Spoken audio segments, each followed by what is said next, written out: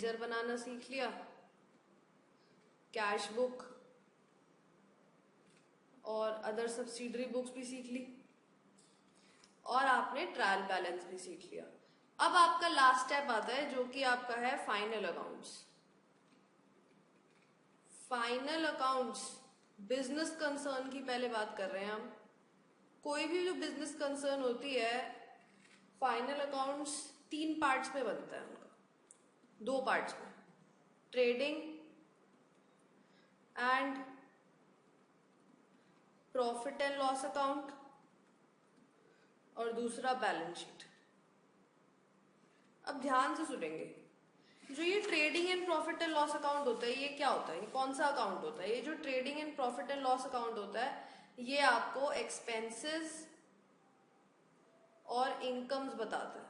इसमें आप एक्सपेंसेस और इनकम्स डालते हैं। बैलेंस शीट में आप एसेट्स और लायबिलिटीज डालते हैं। प्रॉफिट एंड लॉस से आप नेट प्रॉफिट या लॉस निकाल सकते हैं। क्या निकाल सकते हैं? नेट प्रॉफिट या लॉस। और बैलेंस शीट खाली आपको ये बताती है कि आपके एसेट्स और लायबिलिटीज क्या है। आपकी जो बिजनेस है उसको प्रेजेंट करती है एसेट्स और लायबिलिटीज के फॉर्म में। अभी बिजनेस कंसर्न की बात हो रही है। कौन सी कंसर्न की? बिजनेस कंसर्न की। हम एक तरीके से ये कह सकते हैं, ट्रेडिंग अकाउंट में आता है आपका जो भी फैक्ट्री से रिलेटेड खर्चा और इनकम होती है। प्रॉफिट एंड लॉस अकाउंट में जो भी ऑफिस से रिलेटेड खर्चा या इनकम होती है वो आता है। ये रॉ टर्म्स में आपको बता रही हूँ ताकि आपको याद हो जाए। ये ट्रेडिंग अकाउंट का फॉर्मेट है। अब आप अगर एक फैक्ट्री को इमेजिन करें तो फैक्ट्री में आप गुड्स बनाते हैं, गुड्स बेचते हैं, या आप जो गुड्स खरीदते हैं वो बेचते हैं। तो आपका कुछ ओपनिंग स्टॉक होगा, कुछ आपने परचेजेस की होंगी, कुछ आप सेल्स करते हो, जो वर्कर होते हैं उनको वेजेस पे करते हो, माल जो आता है उसके लिए फ्रेट या कैरेज पे करते हो, क्लियरिंग चार्जेस पे करते हो, packing charges, dock dues, factory का पावर, देखो फैक्ट्री लिखा हुआ है। फिर जो आपका लास्ट में स्टॉक बच जाता है, उसके बाद आपका जो प्रॉफिट निकलता है उसको हम बोलते हैं ग्रॉस प्रॉफिट। इसको हम नेट प्रॉफिट नहीं बोलते। पूछो क्यों? हम इसको नेट प्रॉफिट बच्चे इसलिए नहीं बोल सकते हैं क्योंकि अभी आपने इसमें खाली फैक्ट्री के खर्चे और इनकम इंक्लूड किए हैं। अभी आपने इसमें ऑफिस के खर्चे या इनकम तो इंक्लूड करे ही नहीं है। वो क्या होते हैं वो हम बाद में सीखेंगे। अभी हम ट्रेडिंग अकाउंट पहले समझ रहे हैं। कौन सा अकाउंट समझ रहे हैं? Trading account. तो ये आपका ट्रेडिंग अकाउंट का फॉर्मेट है। अब हम प्रॉफिट एंड लॉस अकाउंट पढ़ेंगे। प्रॉफिट एंड लॉस अकाउंट में जैसे कि मैंने आपको कहा, फैक्ट्री के खर्चे नहीं आते हैं। प्रॉफिट एंड लॉस अकाउंट में ऑफिस के खर्चे आते हैं।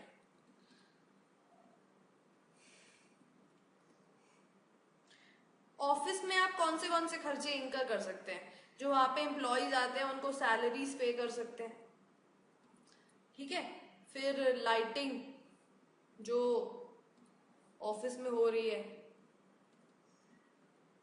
वो भी खर्चा है आपका।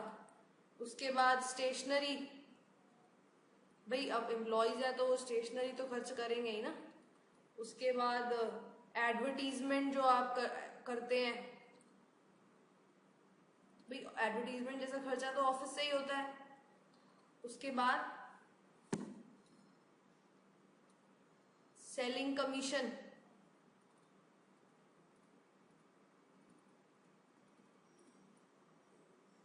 डेप्रीसिएशन।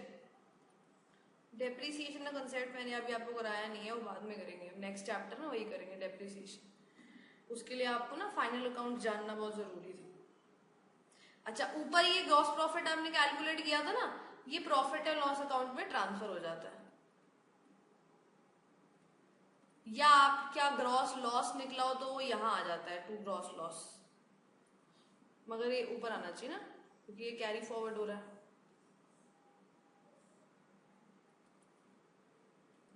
To gross loss. अच्छा, अब आपने कुछ इन्वेस्टमेंट कर रखी है तो आपको उस पर इंटरेस्ट रिसीव होगा, या आपने इन्वेस्टमेंट कर रखी है तो आपको डिविडेंड मिलेगा, वो भी आपका प्रॉफिट एंड लॉस अकाउंट में आता है। तो ये आपका ट्रेडिंग और प्रॉफिट और लॉस अकाउंट है। इसके बाद बैलेंस शीट पे आ जाओ। बैलेंस शीट एक सिंपल स्टेट में लिखने का टाइम दूंगी, अभी आप प्लीज देखिए, फिर मैं आपको टाइम दूंगी, फिर लिख लीजिएगा। बैलेंस शीट एक सिंपल शीट होती है लायबिलिटीज और एसेट्स की। यहाँ पे लायबिलिटीज आते हैं, यहाँ पे एसेट्स आते हैं। सबसे पहले हम यहाँ पे लिखते हैं फिक्स एसेट्स, फिर पेटेंट्स, इन्वेस्टमेंट्स, कुछ भी आपने इन्वेस्टमेंट कर रखी हो, फिर करंट एसेट्स आ जाते हैं। करंट एसेट्स जैसे कि cash, stock, debtors, prepaid expenses. Prepaid expenses वो एक्सपेंसेस जो आप समय से पहले पे कर चुके हैं, जो आपको आप पे आगे नहीं करने क्योंकि आप एडवांस में पे कर चुके हैं। फिर सप्लायर्स को कुछ एडवांस दे रखा है आपने। लायबिलिटीज में जैसे कि मैंने आपको बताया था, कैपिटल बिजनेस की लायबिलिटी होती है। फिर कुछ प्रॉफिट हुआ है वो भी आ जाएगा यहाँ पे। जो प्रॉफिट होता है ना, आप हर साल अर्न करते हैं, उसका कुछ पार्ट हम अलग रख देते हैं। रिजर्व के नाम से हम प्रॉफिट का कुछ पार्ट अलग कर देते हैं। ये जो रिजर्व्स होते हैं ये फ्यूचर में यूज होते हैं हमारे, कभी हमको दिक्कत आ जाती है तो ये इसलिए हम रिजर्व्स रखते हैं। भाई आप जब आप कुछ कमाते हैं तो आप हर साल कुछ सेव करते हैं ना, तो वो सेव क्यों करते हैं? ताकि कोई दिक्कत हो, कुछ गड़बड़ हो जाए, कुछ प्रॉब्लम हो जाए, जो पैसा चाहिए हो तो हो आपके पास। ऐसे बिजनेस भी प्रॉफिट का कुछ पार्ट सेव करता है रिजर्व्स के फॉर्म में। फिर लोन्स, उधार उठा रखा है आपने बाहर से, उसको क्या बोलते हैं? लोन बोलते हैं। लोन्स जो होते हैं वो भी दो तरीके के होते हैं, सिक्योर्ड और अनसिक्योर्ड। सिक्योर्ड लोन वो होते हैं जिनके अगेंस्ट आपने सिक्योरिटी ले रखी होती है, सिक्योरिटी दे रखी होती है।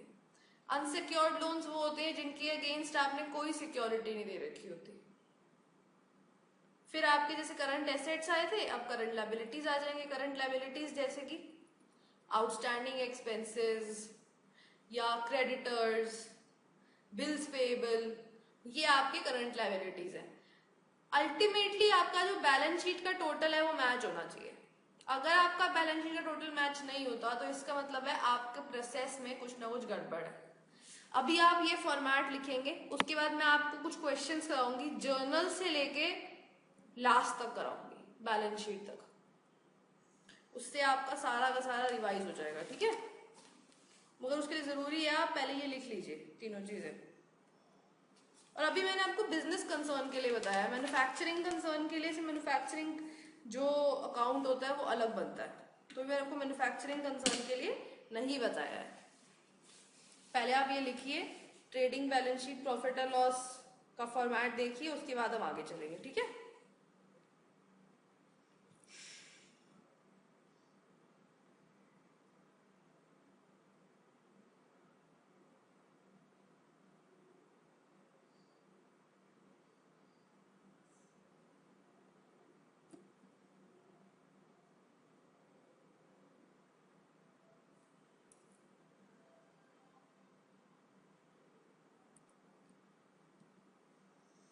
ये फॉर्मेट है आपका ट्रेडिंग और प्रॉफिट और लॉस अकाउंट का।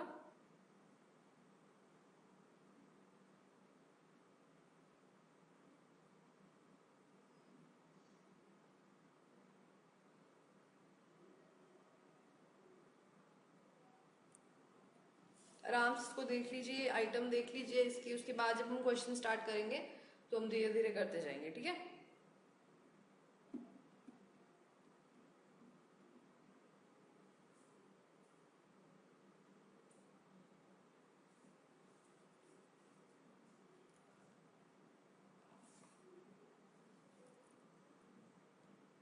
ये बैलेंस शीट है।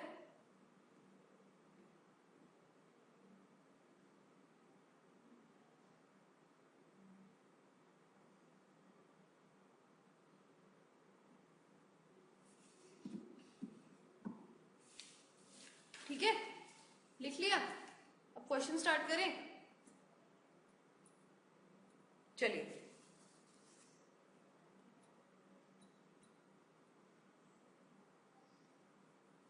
क्वेश्चन 1,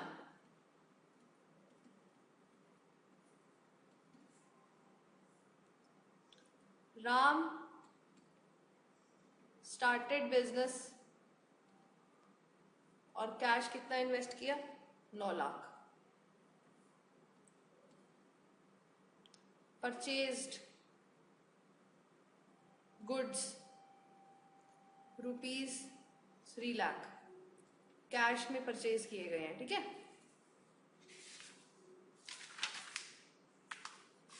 उसके बाद sold goods costing 1,50,000 for 7 lakh. उसके बाद purchased goods for ₹2 lakh from Sita and company. उसके बाद sold goods on credit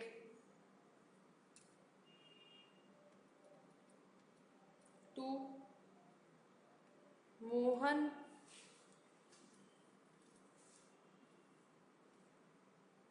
and company costing ₹1,50,000 for 6 lakh।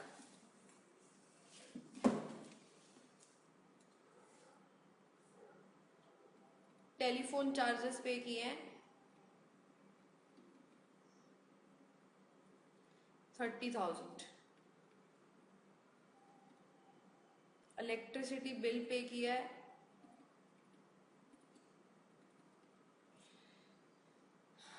35,000। Salary पे की है 20,000। Received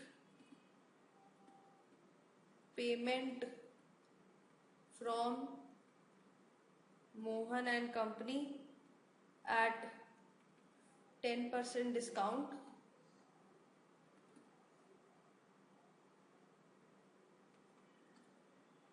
paid Sita and Company at 5% discount, paid electricity bill 20,000। बस अब इसका जर्नल बनाना है, लेजर बनाना है और उसके बाद लास्ट में फाइनल अकाउंट्स बनाने हैं। ये क्वेश्चन करिए, लिखिए और फिर इसका आप जर्नल बनाइए। फिर मैं आपको इसका जर्नल बना के चेक कराऊंगी। अभी तक तो आपको जर्नल की तो आदत हो ही जानी चाहिए। मैं आपसे एक्सपेक्ट करती हूँ आप एटलीस्ट जर्नल ठीक बनाएंगे।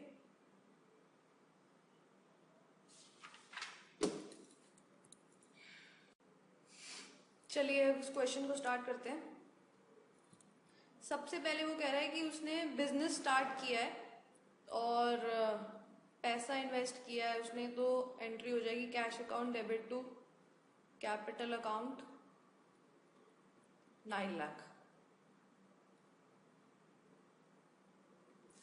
Second, purchase goods for ₹3 lakh, तो purchases account debit to cash account 3 lakh. Sold goods costing ₹1,50,000 for 7 lakh. अब ये जो पार्ट है ये बड़ा इंपॉर्टेंट है। मैंने आपको पहले भी कहा था कि 1.5 लाख की चीज आप 7 लाख में बेच रहे हो तो बहुत एविडेंट सी बात है कि आप 5.5 लाख का प्रॉफिट अर्न कर रहे हो। मगर ये प्रॉफिट आपको जर्नल एंट्रीज में शो नहीं करना।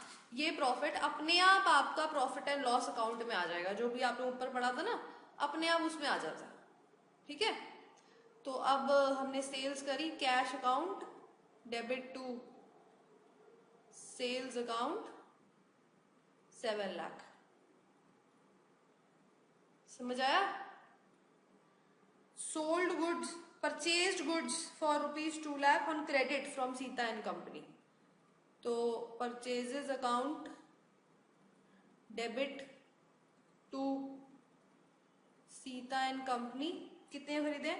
2 lakh.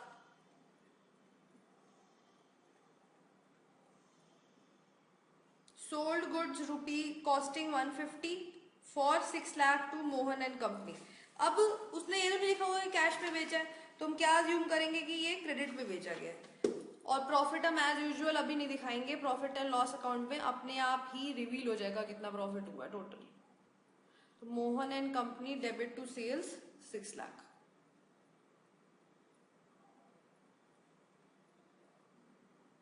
Paid telephone charges 30,000। Telephone expenses account debit. ये ना अकाउंट जरूर लिखना है, बस जो नाम होता है ना, नाम वाले अकाउंट्स होते हैं डेटर्स और क्रेडिटर्स के, उनके आगे आपको अकाउंट नहीं लिखना होता, बाकी अकाउंट्स के आगे अकाउंट लिखना होता है। 30,000। मैं आपको लिखने का मौका दूंगी, अभी नहीं लिखेंगे। Electricity bill account debit to cash account 35,000। Paid salary account debit to cash account 20,000। Received payment from Mohan and company. अब 6 लाख के बेचे थे और कहते हैं 10% डिस्काउंट पे पेमेंट करिए, मिलिए। तो इसका मतलब है आपको कितना अमाउंट मिला होगा? 6 लाख इंटू 90%, 5,40,000। और डिस्काउंट आपने उसको अलाउ किया, कितना अलाउ किया? 6 लाख इंटू 10%, 60,000। और मोहन एंड कंपनी को कितने अमाउंट से डेबिट करोगे? 6 लाख से। सिमिलरली अब आपने सीता एंड कंपनी को पे किया है। सीता एंड कंपनी के परचेज कितने की गई थी? 2 लाख की। 5% डिस्काउंट पे पेमेंट की गई है।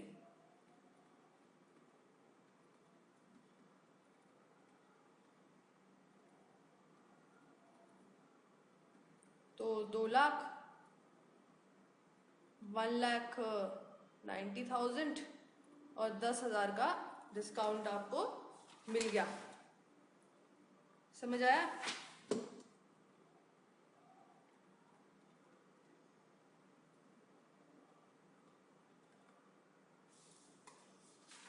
समझ आ रहा है ना?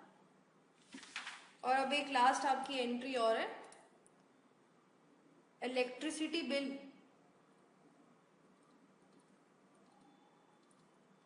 Account debit to cash account 20,000। ये आपकी क्या हो गई? जर्नल एंट्रीज हो गई। अब ये जर्नल एंट्रीज नोट करेंगे, फिर हम इनके लेजर अकाउंट्स बनाएंगे।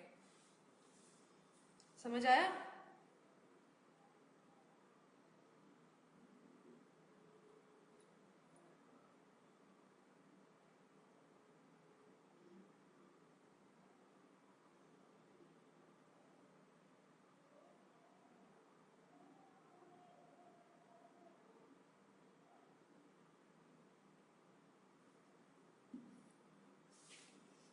लिख लिया?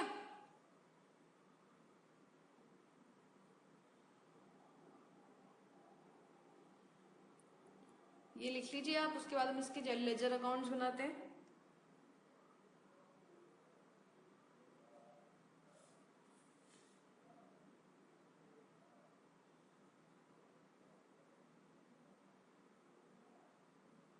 चलिए अब हम लेजर अकाउंट्स बनाते हैं।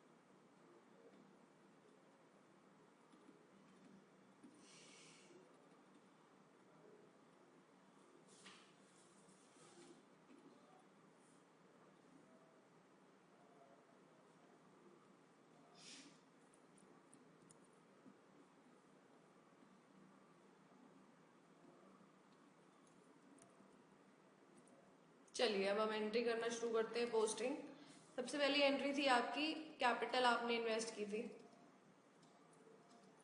9 लाख।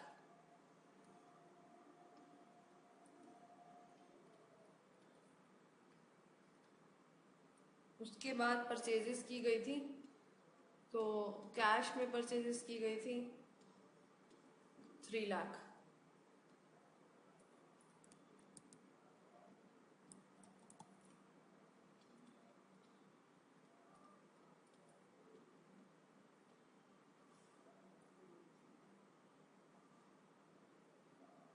फिर सेल्स की गई हैं और अभी आपकी कैश सेल्स की गई हैं 7 लाख।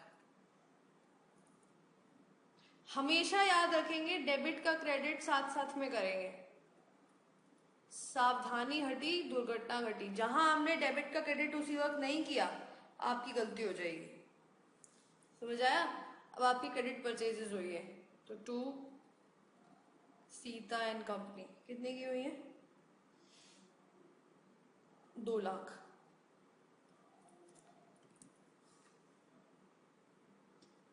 By purchases 2 lakh. उसके बाद क्रेडिट सेल्स हुई है मोहन एंड कंपनी से, तो by Mohan and company 6 lakh.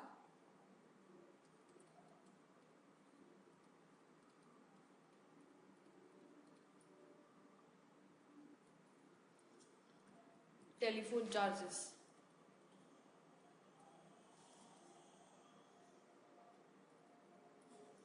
30,000।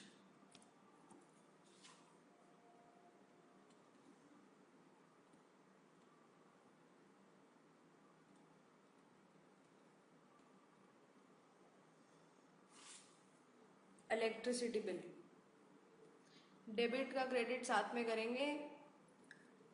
Her entry के 2 इफेक्ट्स होते हैं और दोनों इफेक्ट आपको साथ में ही दिखाने पड़ेंगे। समझ आया? क्योंकि सावधानी हटी दुर्घटना घटी।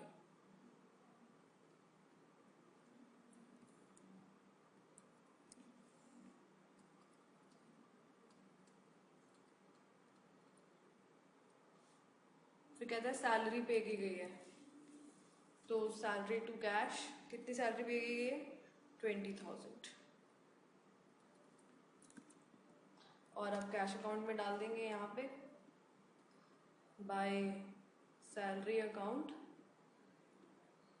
20,000। उसके बाद आपने मोहन से पेमेंट रिसीव की गई है डिस्काउंट पे। अच्छा मैंने डिस्काउंट अकाउंट नहीं खोला ना, तो डिस्काउंट अकाउंट भी खोल देती हूँ मेरे को।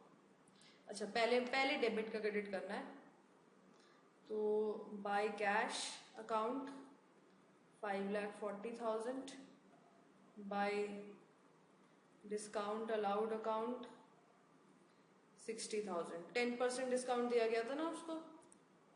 और यहाँ पे आपके 2 अकाउंट्स और बन जाएंगे बस। सबसे पहले discount allowed account to Mohan and company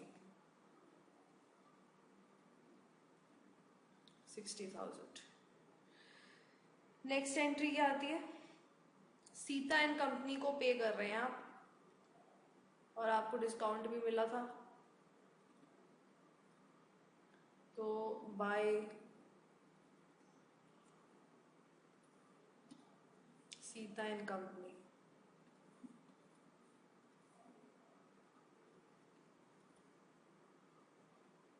10,000 का डिस्काउंट मिला था और यहाँ पे आपको सीता एंड कंपनी से पेमेंट आप कर रहे हैं, तो टू कैश अकाउंट 1,90,000 और टू डिस्काउंट रिसीव्ड अकाउंट 10,000। और वहाँ पे हम कैश अकाउंट में भी एंट्री करेंगे, टू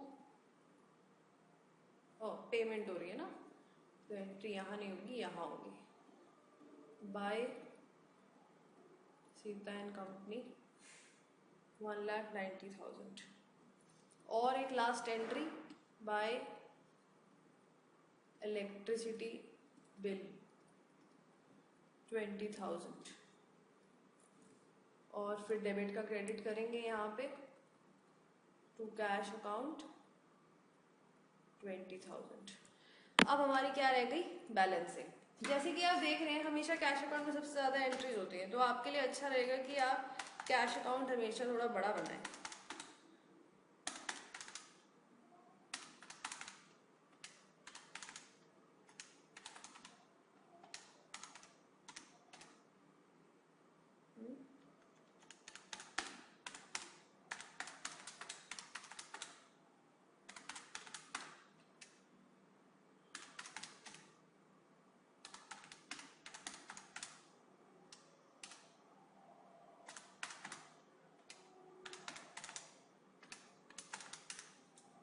इसका बैलेंस आपका कितना आ रहा है? By balance carried down 15,45,000। इसका to balance carried down 9 lakh. उसके बाद purchases by balance carried down 5 lakh to balance carried down 13 lakh. Mohan का तो अकाउंट खत्म हो गया और सीता का भी अकाउंट खत्म हो गया। बाय बैलेंस कैरिड डाउन 30,000 और bye balance carried down 55,000। Similarly salary account पे आ जाओ, bye balance carried down 20,000 bye balance carried down 60,000 और यहाँ पे टू बैलेंस कैरिड डाउन 10,000। ये आपकी हो गई बैलेंस है। चलिए ट्रायल बैलेंस बनाते हैं आप।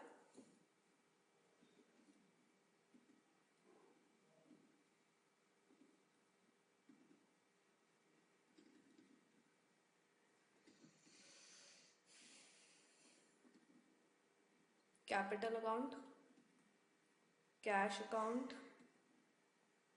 मोहन एंड कंपनी इसका नील है, Sita and company, electricity bill, telephone expenses, salary, discount allowed, discount received. और देखिए कुछ रह गया, सेल्स और परचेजेस रह गया ना, सेल्स परचेजेस। अब हमें बस इसके बैलेंस डालते जाने हैं। कैश अकाउंट का क्या है? 15,45,000। कैपिटल का है 9 लाख।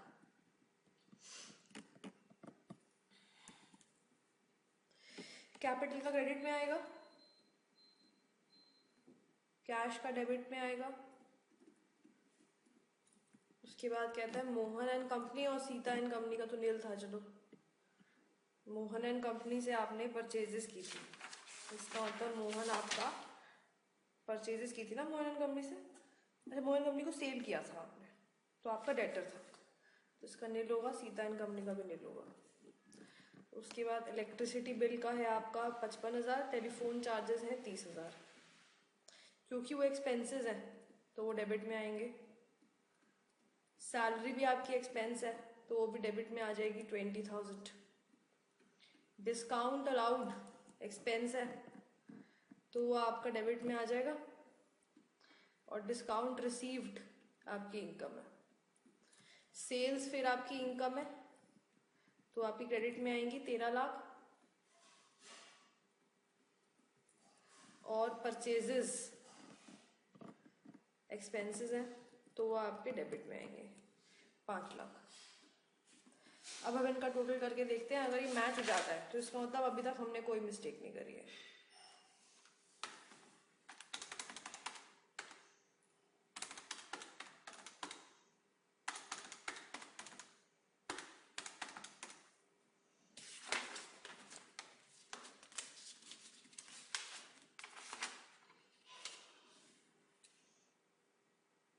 $22,10,000।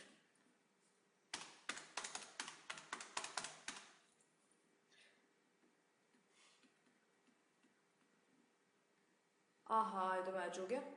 इसका मतलब है अभी तक हमने सब कुछ ठीक किया है। अब हमें अल्टीमेटली इसके फाइनल अकाउंट्स बनाने हैं।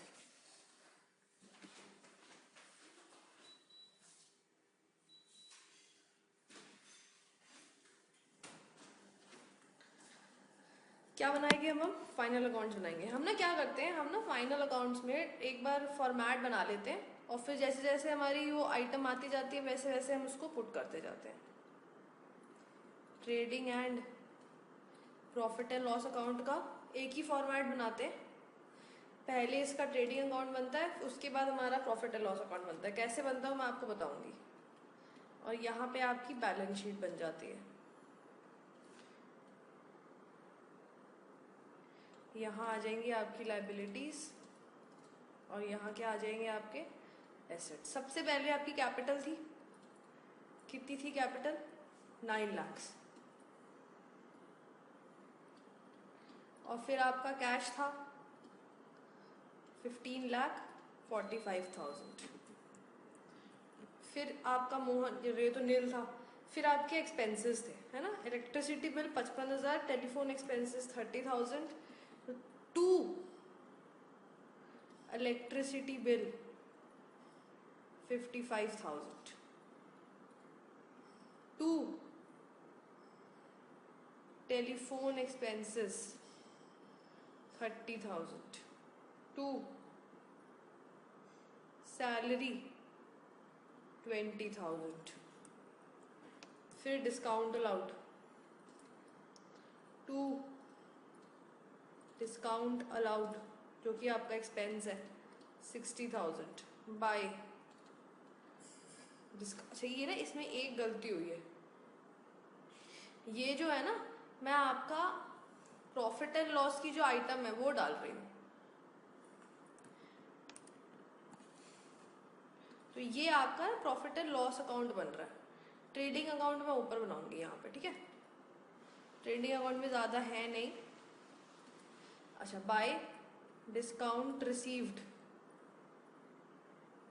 10,000। और लास्ट में आपके आती है सेल्स और परचेजेस। सेल्स कितनी है आपकी? 13 लाख। और परचेजेस कितनी है आपकी? 5 लाख। अब देखो, ध्यान से देखना। सबसे पहले यहाँ पे आपका ग्रॉस प्रॉफिट निकलेगा। आपका ट्रेडिंग अकाउंट से क्या निकलेगा? ग्रॉस प्रॉफिट, जो कि कितना आ रहा है? 8 लाख आ रहा है। आपने ट्रेडिंग अकाउंट की बैलेंसिंग कर दी। ये ग्रॉस प्रॉफिट आपका प्रॉफिट एंड लॉस अकाउंट में कैरीड फॉरवर्ड हो जाएगा 8 लाख। अब आपका प्रॉफिट एंड लॉस अकाउंट से क्या निकलेगा? Net profit.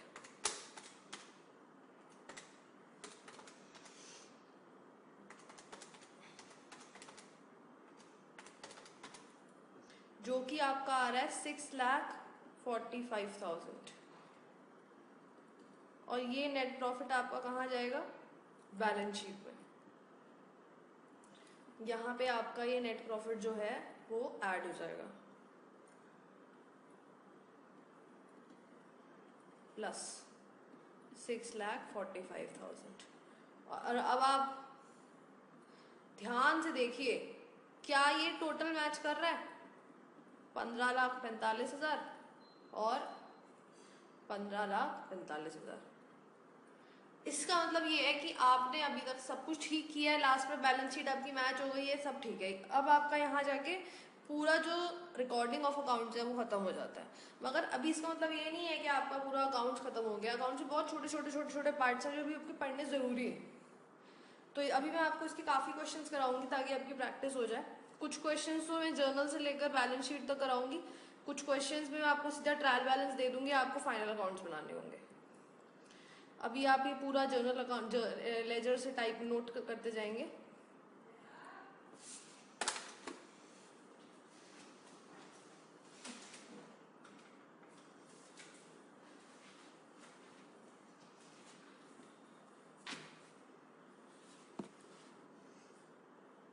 आराम से करेंगे, कोई भी डाउट हो तो आप मुझसे पूछ सकते हैं।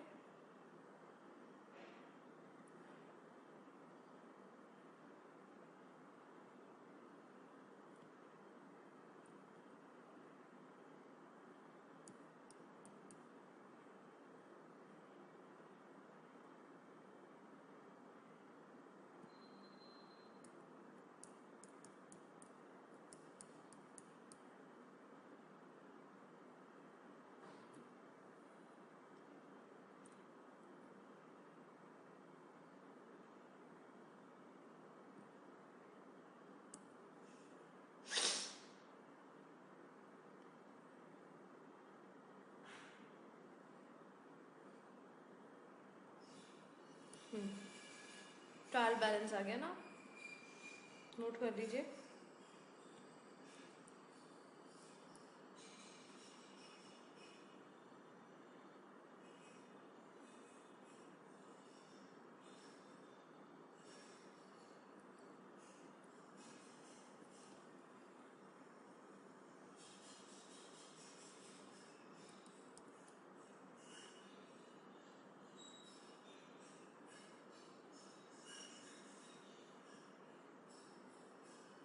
अब हम नेक्स्ट क्वेश्चन करेंगे।